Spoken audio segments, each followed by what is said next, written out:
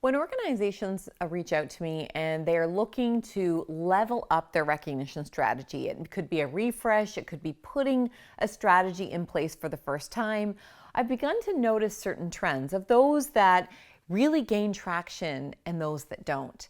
And one of the most common denominators is that there is it's what I like to call a recognition tribe, but you could call it a steering group or a working committee. It's a group of people who are there for the core purpose of launching, evaluating, and ensuring the success and sustainability of this group. And why I've come to realize this really works is that it really is the glue between culture and our shared humanity. This is a group of people who are already passionate about recognizing and valuing people. They don't see it as an extra thing to do. They already know that this is how you can retain your best people. And they may not know the data the way you and I do, who watch these videos on a regular basis about how we're in the midst of a talent shortage that shows no signs of easing until 2030. Although they're experiencing it. And so they have a hunch that perhaps if people felt more valued around here, they would be less likely to leave.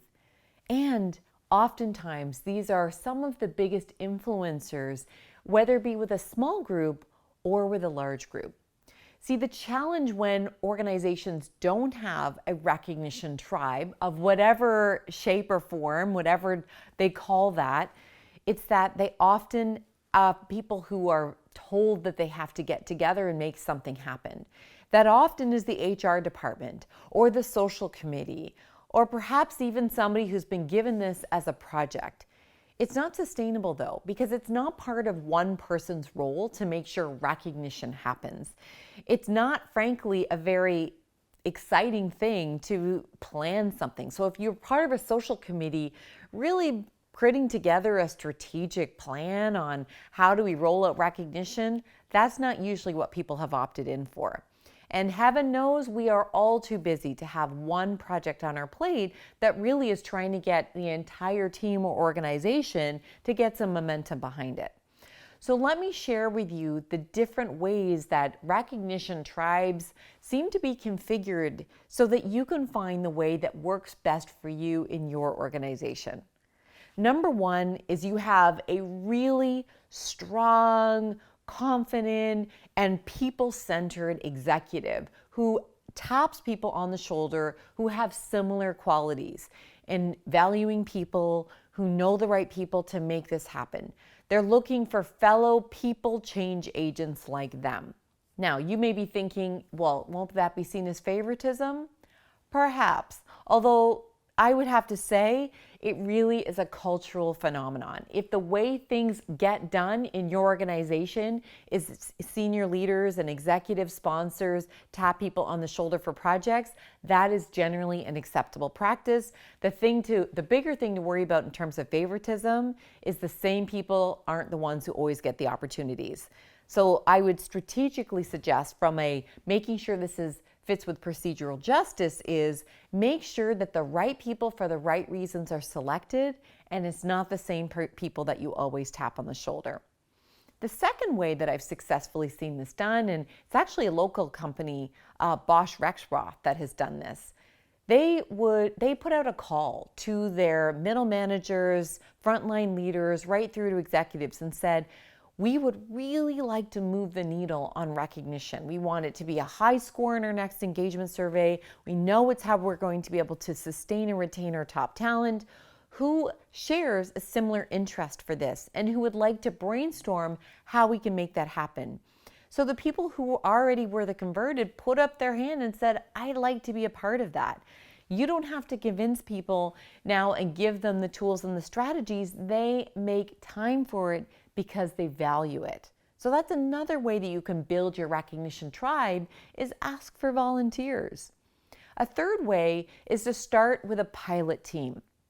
And now in a previous organization I worked for, that pilot team was actually the least satisfied team in the organization. And probably on the surface that seems like, why on earth would you pick people who are dissatisfied? Well, the flip side to that is they had the most to gain by this working, and they didn't have a lot to lose if it didn't work.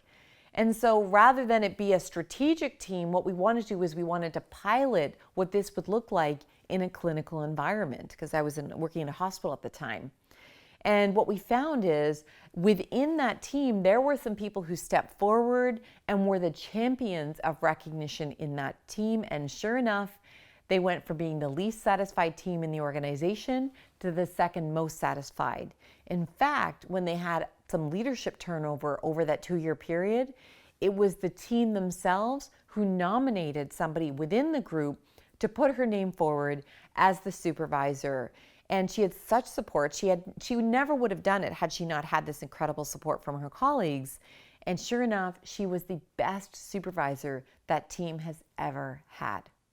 The fourth way that I've seen this happen is it becomes an extension of a core working group that focuses on the engagement and pulse survey of the organization. A lot of people do this every 2 years. So what do we do with that engagement group in the interim 2 years? We'll work on core products and projects that will help move the needle on engagement. Recognition, if you've been watching my videos, you'll know it is the easiest strategy, the easiest variable, the easiest driver to be able to move the needle on. So the folks in the interim between now and the next survey have people focus on building engagement through specifically leveraging the exponential power of recognition.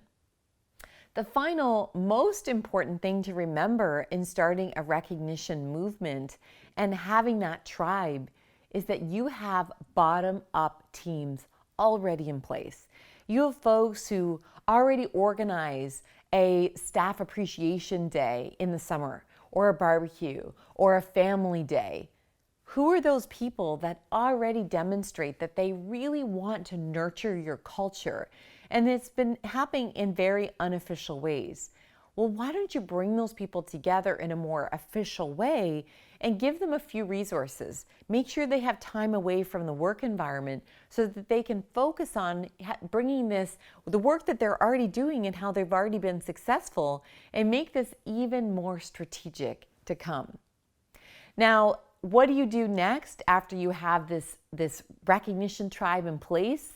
Whether it's one of any number of those or a combination of those 5 strategies that I've shared, well, that's going to be the focus of next week's vlog. In the meantime, though, why don't you share this vlog with people, either if you're already part of a recognition tribe, whether it's formal or informal, or you want to cultivate this and get it going, share this video. Let's create some momentum. My name's Sarah McVanel. Thank you for joining me for another week of Your Greatness Magnified.